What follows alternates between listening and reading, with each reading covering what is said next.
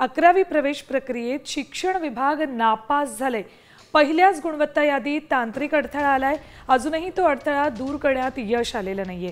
त्यामुळे आता येत्या सोमवारी पहिली यादी जाहीर करण्यात येईल। विद्यार्थ्यांना अलॉट झालेल्या महाविद्यालयांमध्ये जायचे आणि प्रत्यक्ष प्रवेश घेण्यासाठी 1 ते 7 जुलैपर्यंत आता मुदत देण्यात आली आहे। 11वीची प्रवेश प्रक्रिया यंदा पहिल्यांदाच ऑनलाईन राबवली जाते। आजवर केवळ महत्त्वाच्या शहरांमध्ये ऑनलाईन राबवली जात होती ही प्रक्रिया, मात्र आता ग्रामीण भागातही ही प्रक्रिया ऑनलाईन राबवली जाते।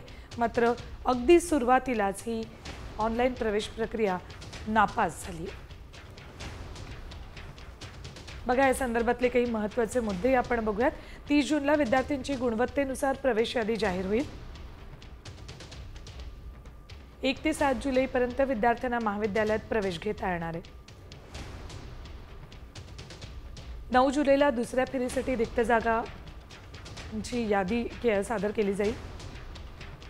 9,435 कनिष्ठ महाविद्यालयांमध्ये 21,23,000 विद्यार्थ्यांना प्रवेश घ्यावा लागेल। 12,71,201 विद्यार्थ्यांकडून नोंदणी झाली आहे।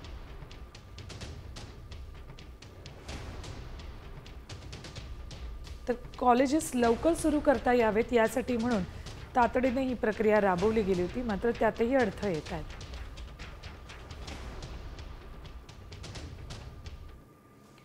यानंतर बातम्या बघणार आहोत पावसाबाबतच्या। कोकण घाटमाथा पूर्व विदर्भात जोरदार पावसाची शक्यता वर्तवण्यात आली आहे। रायगड, रत्नागिरी, पुणे आणि साताऱ्याला ऑरेंज अलर्ट दिलाय। विदर्भ, उर्वरित कोकण, उत्तर महाराष्ट्र, मराठवाड्यात जोरदार सरींची शक्यता आहे। मराठवाड्यामध्ये विजांसह जोरदार पाऊस बरसणार असल्याचा अंदाज वर्तवण्यात आलाय। 24 तास पावसाचा अलर्ट या भागांना देण्यात आलाय।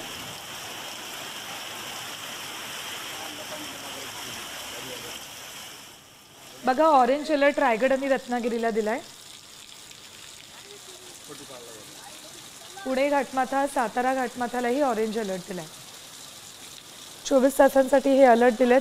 पालघर, ठाणे, मुंबई, सिंधुदुर्गला येलो अलर्ट दिलाय। नाशिक घाटमाथा, कोल्हापूर घाटमाथा, नागपूर, भंडाऱ्याला येलो अलर्ट जारी केलाय।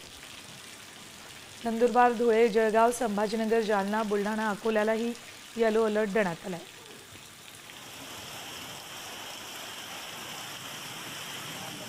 तर अकोल्यात आधीच पावसानं धुमाकूळ घातलेला आहे आणि त्यात आता अकोल्याला येलो अलर्ट दिलेला आहे।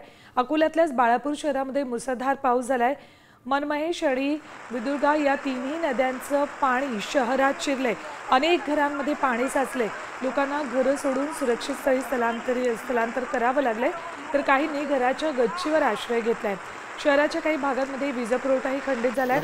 मनारखेड बॅरेजमधील तांत्रिक बिघाडामुळे ही परिस्थिती ओढवल्याचा आरोप करण्यात येतोय। कोणाची व्यवस्था नाही आहे की वाचणारा म्हणून कोण ना कोणी सर्वांचे घरात पाणी घेणे घुसलेलं आहे।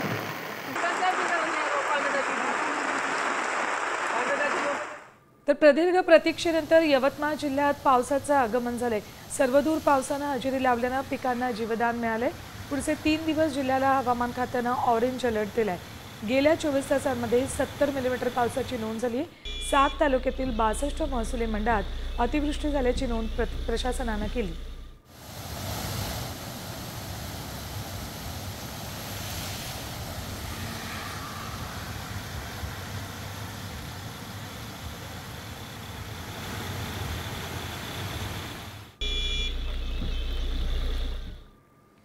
तर वाशिममध्ये पुराच्या पाण्यात अडकलेल्या तिघांची सुखरूप सुटका करण्यात आली आहे। देवळी तालुक्याच्या दिगडोह इथे तिघेजण यशोदा नदीला आलेल्या पुराच्या पाण्यात अडकले होते।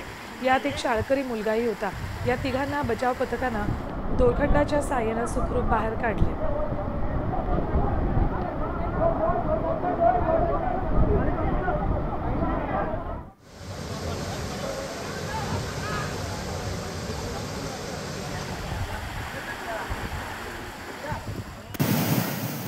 समुद्रातील भरतीचं पाणी गणपतीपुळेमध्ये मंदिरात शिरलंय।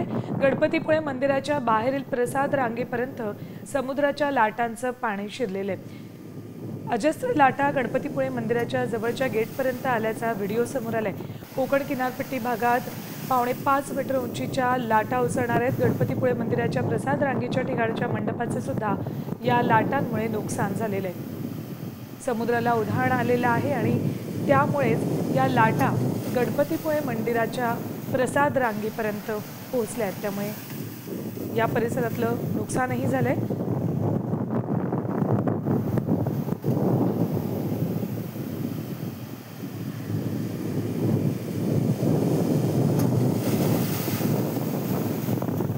गेले 5 दिवस समुद्राला उधाण आले, त्यामुळे रत्नागिरी आणि संपूर्ण कोकणमध्ये अलर्ट जारी करण्यात आलेला आहे। त्यातच गणपतीपुळे मंदिरातही काल मोठ्या लाटा उसळत पाणी गेटपर्यंत आलं।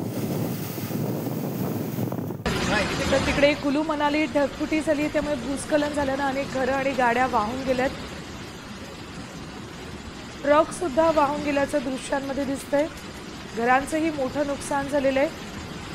मोठी भीषण पूर परिस्थिती या भागात निर्माण झाली, त्यामुळे कुलूमध्ये फिरायला गेलेल्या पर्यटकांचेही हाल झालेत। दरम्यान संच खोऱ्यातील रैला बिहाली इथे पूरग्रस्त भागात NDRF कडून शोधकार्य केले जाते। बेपत्ता झालेल्या तिघांचा शोध घेतला जातोय।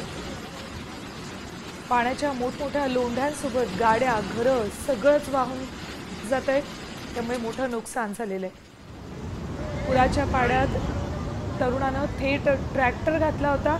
छत्तीसगडमधून काळजाचा ठोका चुकवणारी दृश्य समोर आली आहे। पुराच्या पाण्यातून या तरुणानं ट्रॅक्टर घातलेला।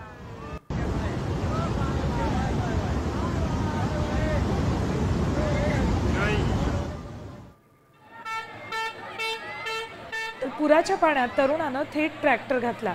छत्तीसगडमधून काळजाचा ठोका चुकवणारी दृश्य समोर आली। पुराच्या पाण्यात या तरुणानं ट्रॅक्टर नेत पूल पार केला। युवकाची जीवघेणी स्टंटबाजी समोर आली आहे। पूर आलाय हे माहीत असतानाही त्यानं ट्रक या पुराच्या पाण्यात घातला। त्यानं पूल तर पार केला, मात्र तोवर इथे असलेल्या प्रत्येकाच्या काळजाचा ठोका चुकला होता। बुलढाण्यातनं बातमी आहे। मेहकर तालुक्यातून जाणाऱ्या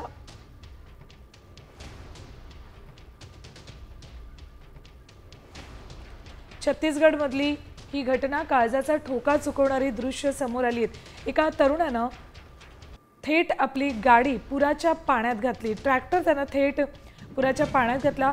ही धक्कादायक दृश्य, मोठ्या प्रमाणात पाण्याचा प्रवाह दिसतोय आणि तरीही या पाण्यातून पुलावरून त्यानं ट्रॅक्टर हळूहळू पुढे नेलाय।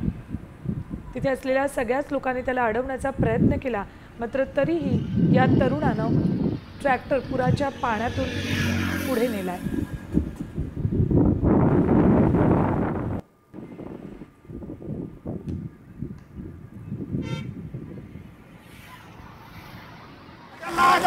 येऊयात बुलढाणा जिल्ह्यातल्या मेहकर तालुक्यातून जाणाऱ्या समृद्धी महामार्गाला सुद्धा पावसाचा फटका बसलाय। मेहकर मधल्या इंटरचेंज टोल नाका रस्ता पाण्याखाली गेलाय। समृद्धी महामार्गावर चढणं आणि उतरणं इथे या ठिकाणी होतं। वाहनांच्या रांगा त्यामुळे इथे लागल्या होत्या। पावसानं मोठं थैमान या भागात घातलेलं आहे। अपडेट्स घेऊयात आमचे प्रतिनिधी संजय जाधव यांच्याकडून। संजय, काय आत्ताची इथली परिस्थिती आहे?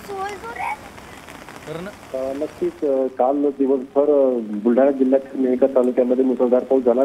काही ठिकाणी ढगच म्हणजे सदृश्य परिस्थिती पाऊस झाला आणि त्यामुळे समृद्धी महामार्ग जाणारा चढणाऱ्यावर जो इंटरचेंज आहे त्यांच्या पुलाखाली मोठ्या प्रमाणात पाणी साचलं होतं। बऱ्याच गाड्या या अडकून पडलेल्या होत्या। आताही सुद्धा तशीच परिस्थिती, पाणी तिथे सुरू आहे। पावसामुळे बऱ्याच गाड्यांना जाण्यासाठी खूप मोठा त्रास सहन करावा लागत आहे।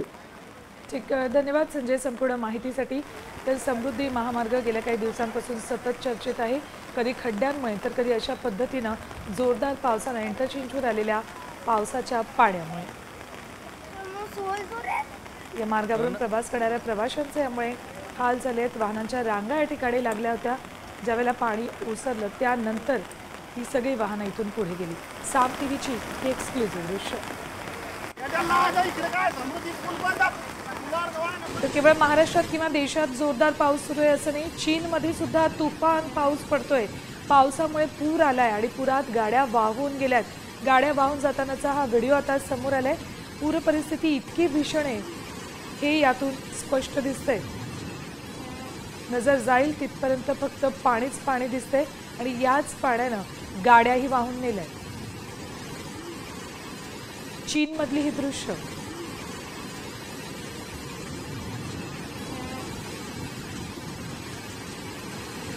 चीनमध्ये सुद्धा मोठ्या प्रमाणात पाऊस सुरू आहे आणि पावसामुळे अनेक भागांमध्ये पूर परिस्थिती निर्माण झाली आहे.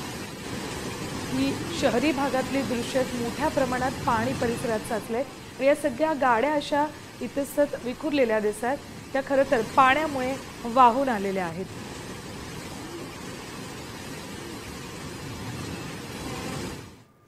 यानंतर राज्यात येऊयात अत्यंत महत्त्वाची बातमी शक्तीपीठ महामार्गाबाबतची. या महामार्गाविरोधात 1 जुलैला महामार्ग रोको आंदोलन करण्यात येणार आहे. कोल्हापूरसह सांगली, वर्धा, यवतमाळ, हिंगोली, नांदेड, परभणी, बीड, लातूर, धाराशिव, सोलापूर आणि सिंधुदुर्ग या 12 जिल्ह्यांमध्ये महामार्ग रोको आंदोलन केलं जाणार आहे. शक्तीपीठ विरोधात संघर्ष समितीच्या राज्यव्यापी ऑनलाईन बैठकीत याबाबतचा निर्णय घेतलाय. खासदार विशाल पाटील, माजी खासदार राजू शेट्टी, आमदार विश्वजित कदम, आमदार कैलास पाटील यांच्यासह 12 जिल्ह्यातील प्रमुख पदाधिकारी बैठकीत सहभागी झाले होते आणि या बैठकीमध्ये हा महत्त्वपूर्ण निर्णय घेण्यात आलाय. 1 जुलैला आता महामार्ग रोको आंदोलन केलं जाणार आहे.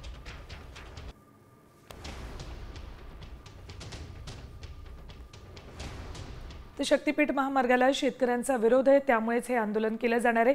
दुसरीकडे राज्य सरकारच्या आणखी एका महत्त्वाच्या निर्णयाला विरोध केला जातोय. मराठी हिंदी वादाचं राजकारण भाजपा हाणून पाडणार आहे. भाजपच्या कोर कमिटीच्या बैठकीत रणनीती ठरली आहे. मराठी हिंदीवरून सुरू असलेल्या राजकारणाला आता मराठी अभिजात भाषेचा दर्जा आहे. मराठी भाषेला अभिजात भाषेचा दर्जा देण्याचा निर्णय पंतप्रधान नरेंद्र मोदींमुळेच झाल्याचं भाजप लोकांपर्यंत पोहोचवणार आहे. दर्जा मिळाल्यानं त्याचा मराठी भाषेच्या संवर्धनासाठी कसा फायदा होणार आहे हे जनतेत जाऊन सांगितलं जाणार आहे. अपडेट्स घेऊयात आमचे प्रतिनिधी गणेश कवडे यांच्याकडून. गणेश, एकीकडे हिंदी भाषा सक्ती आणि दुसरीकडे आता मराठी हिंदी या वादाचं राजकारण हाणून पाडण्यासाठी मराठी भाषेला अभिजात भाषेचा दर्जा दिल्याचा प्रचार भाजपकडून केला जाणार आहे. नक्कीच ज्या पद्धतीने शालेय शिक्षण ह्याच्यामध्ये त्रिभाषा सूत्र वापरलं जातं आणि त्यामध्ये प्रामुख्याने हिंदी भाषा ही तिसरी भाषा म्हणून निवडण्यासाठी सांगितलं जात आहे आणि त्यामुळे कुठेतरी हा वाद आहे तो पेटलेला पाहायला मिळतो. आणि त्यासाठी मराठी भाषा ही महाराष्ट्रामध्ये महत्त्वाची भाषा आणि आहे, कारण की मराठी भाषेला अभिजात भाषेचा दर्जा देखील देण्यात आलेला आहे. त्यामुळे याचाच कुठेतरी पुन्हा एकदा भाजपकडून प्रचार होताना पाहायला मिळणार आहे, कारण की आमच्या सरकारच्या काळामध्ये मराठी भाषेला अभिजात भाषेचा दर्जा प्राप्त झालेला आहे. त्यामुळे हा पुन्हा एकदा स्थानिक स्वराज्य संस्थेमध्ये कुठेतरी भाजपला भीती आहे की हा पुन्हा नरेटिव्ह सेट करून याचा फटका पडू शकतो. त्यासाठी हा प्रचार केला जाणार असल्याचं. गणेश, धन्यवाद संपूर्ण माहितीसाठी. तर भाजपला स्थानिक स्वराज्य निवडणुकांमध्ये फटका बसू नये यासाठी भीती आहे आणि म्हणूनच लोकांपर्यंत आता मराठी भाषेला पंतप्रधान नरेंद्र मोदी यांच्यामुळे अभिजात भाषेचा दर्जा मिळाला याबाबतचा प्रचार केला जाणार आहे. पुढची बातमी बघूयात. मनसेनं माजी मुख्यमंत्री उद्धव ठाकरे यांच्या पक्षाला हिंदी सक्ती विरोधातील मोर्चामध्ये सहभागी होण्याचं निमंत्रण दिले. वेगवेगळे मोर्चे निघायला नको, एकच मोर्चा हवा अशी भूमिका मनसेनं घेतली आहे. त्यामुळेच उद्धव ठाकरे यांना हे निमंत्रण दिले. त्यामुळे आता उद्धव ठाकरे हे निमंत्रण स्वीकारणार का हे बघायचंय. दरम्यान मनसेच्या निमंत्रणावर आज ठाकरे सेनेची पत्रकार परिषद होण्याची शक्यता आहे. नाही, मुळात असं आहे की हा मोर्चा काही महाराष्ट्र नवनिर्माण सेनेचा नाही आहे. हा जो मोर्चा आहे हा मराठी माणसाचा मोर्चा आहे. मराठी माणूसच याचं नेतृत्व करणार आहे. कुठल्याही प्रकारचा राजकीय अभिनिवेश न ठेवता मोर्चात सगळ्यांनी सहभागी व्हावं. मग ते काँग्रेस असेल, राष्ट्रवादी असेल, UBT शिवसेना असेल, बाळासाहेबांची शिवसेना असेल, अगदी भारतीय जनता पक्षाचेही काही कार्यकर्ते असतील की ज्यांची ही ठाम भूमिका असेल की महाराष्ट्रामध्ये मराठीच भाषा असली पाहिजे, हिंदी भाषेची सक्ती असता कामा नये पहिलीपासून. ते सगळे असतील, शिक्षक तज्ञ असतील, साहित्यिक असतील, मराठी कलाकार असतील, या सगळ्यांनी सहभागी व्हावं ही आमची प्रमुख भूमिका आहे. तर हिंदी सक्ती विरोधात हा मोर्चा काढला जाणार आहे. यानंतर बातम्या बघूया झटपट 100. दहशतवादाविरुद्ध कारवाया सुरूच राहणार, भारताचे संरक्षण मंत्री राजनाथ सिंग यांनी हे विधान केलंय. चीनमधील किंगदाओ शहरात सुरू असलेल्या NCO संरक्षण मंत्र्यांच्या बैठकीत राजनाथ सिंग यांनी पाकिस्तानला फटकारलंय. आम्ही दहशतवादाविरुद्ध कारवाई करत राहू, निष्पापांचं रक्त सांडणाऱ्यांना आम्ही सोडणार नाही असं राजनाथ सिंग म्हणाले. महाराष्ट्र राज्य हिंदी अध्यापक महामंडळाची सभा रविवारी साताऱ्यात पार पडली। सभेत राज्याची नवीन कार्यकारिणी तयार करण्यात आली आहे। या कार्यकारिणीमध्ये कोळंबेच्या राजेंद्र लक्ष्मण खांबेंची उपाध्यक्ष म्हणून निवड झाली आहे।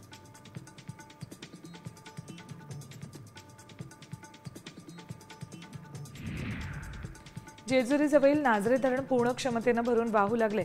सुमारे 578 क्युसेक वेगानं पाणी करहा नदीमध्ये सोडलं जाते। जून महिन्यात नाझरे धरण भरल्याची गेल्या काही वर्षातली ही पहिलीच घटना आहे।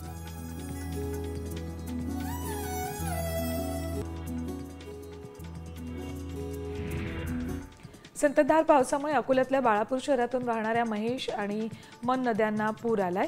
पुलावरून 4 ते 5 फुटांपर्यंत पाणी वाहते।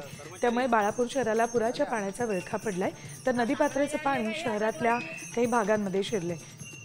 नगर परिषदेच्या कार्यालयाच्या तळापर्यंत सुद्धा हे पाणी आले।